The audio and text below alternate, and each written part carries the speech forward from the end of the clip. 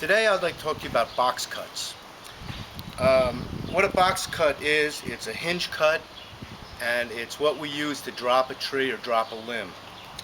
So for this demonstration, we're going to imagine that this is an entire tree right here, and I'm going to drop the tree in that direction. So the first thing I want to do is make a pie cut, or a slice. We're going to go in about 1/3 of the way, and then about a 45-degree angle down, and cut that pie piece out.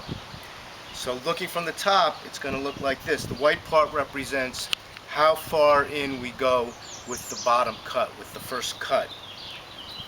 So we're going to go about 1/3 of the way in, and then we're going to make a back cut. The black represents the back cut.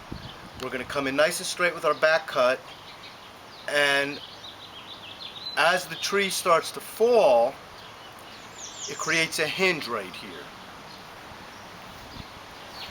And as the tree comes over, that hinge rips and controls the direction of the fall.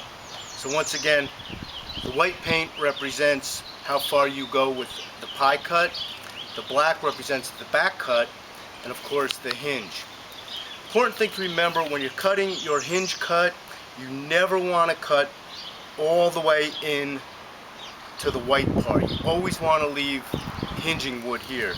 As soon as you go past that, you've made the hinge smaller and you've compromised the effectiveness of the hinge. So that's a pie cut or a hinge cut. That's what you use to direct the tree or the limb that you're felling. But the thing to remember, and this is very important, is that this cut is only a suggestion. In other words, it'll take other factors to make that tree go in that direction.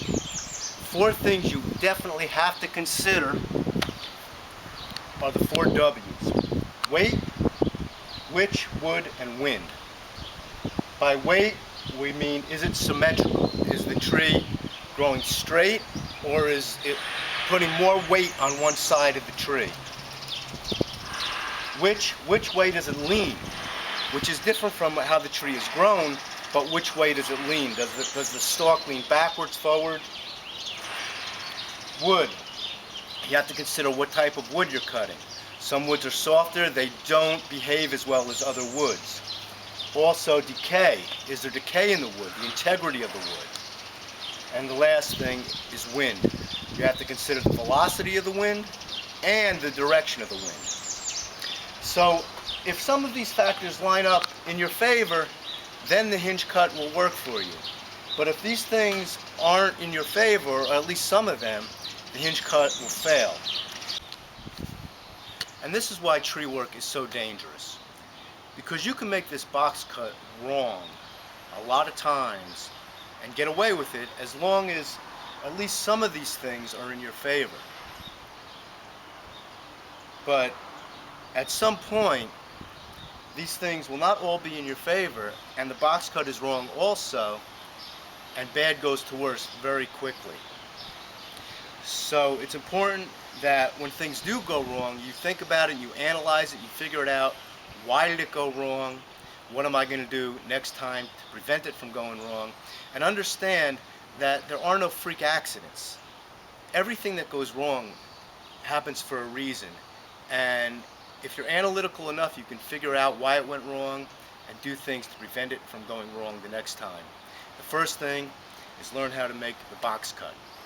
In the next video, I'm going to tell you a little bit how to deal with some of these problems if they're not in your favor and still make the tree go the right way. Thanks for watching. Please check me out, ropesriggingandtrees.com, and please share me on Facebook under the same name, Ropes, Rigging, and Trees. Thank you.